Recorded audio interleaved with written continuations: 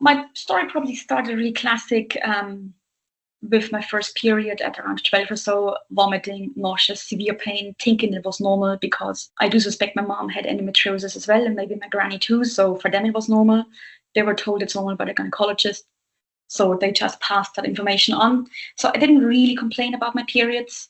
I just thought the severity of the bleeding and the clotting and the severity of the pain was just normal. And in my early 20s, when I was in physio school, I would have been really active. I noticed how I was really struggling to breathe, barely even being able to get up the stairs. I started having severe stomach issues. I've always had them on and off, but they got really bad then, and was just told by multiple consultants, can't find anything, you're probably stressed, just change your diet. So I just went with that, didn't change anything, became a yoga teacher, didn't change anything because I knew it wasn't my stress levels, it wasn't my diet, it wasn't my exercise. They always said, well, good news, we didn't find anything. I thought, okay, then I'll just leave it at that. And maybe this is just what people experience. And in my early 30s, I started collapsing from the pain, from the nausea, from the severity of the pain. Initially, I had episodes where I thought I had food poisoning, vomiting, cold sweats, shaking, passing out from the pain. And that didn't really connect it to my period because my period was always bad.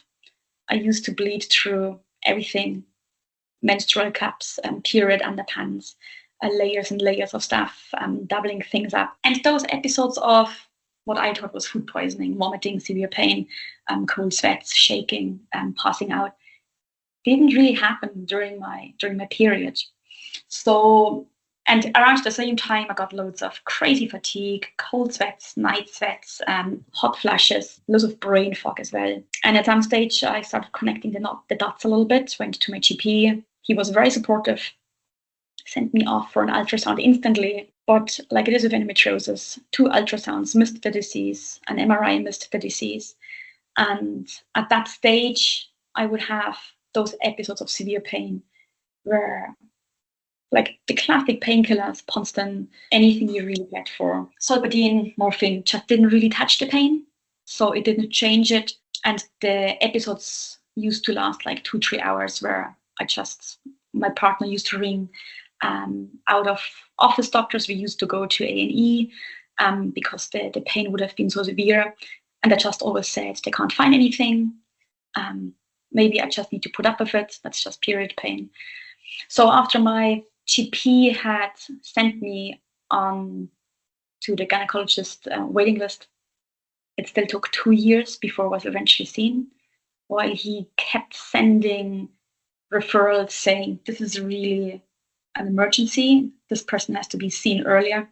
So it still took 2 years before I was seen by a gynecologist. And they agreed to do laparoscopy. There was still a lot of gaslighting going on, dismissal of symptoms. There was not a lot of informed consent when it came to the laparoscopy. Nothing was really explained. What would happen? Why would it happen? What would be the outcome? I was just told that there might be a cyst on my ovary, and if they don't remove that, I might turn into an emergency case. So I have to have that surgery now, and it will get rid of a lot of my pain. So I agreed to that surgery, but it wasn't done by a specialist. It was done by a trainee that wasn't very experienced with endometriosis. And I basically woke up from that surgery in way worse pain than I was before. And when I went into that surgery, I already was barely able to work for 6 months. I've been in severe pain at that stage for 3 years and tried loads of different medical treatments suggested by my GP. And I had to start antidepressants because I actually became suicidal because nothing touched the pain.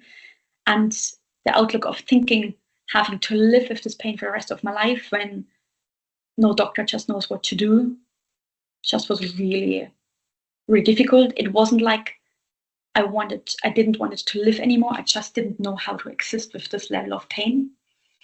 And I would have already had a lot of coping mechanisms as a physio and as a yoga teacher, knowing how to deal with chronic pain and severe pain.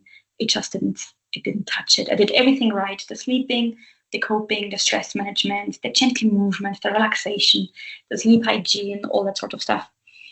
So after that first surgery left me in way worse pain than it was before the surgery, and that didn't give me any answers. I knew I wouldn't get the care that I needed in Ireland, because that was one of the top 2 endometriosis centers in Ireland. And at that stage, the dismissal and the way they behaved and treated me, and I refused to give certain answers to my questions. That was the last straw where I was like, this, like, they just don't know enough, and I have to go abroad.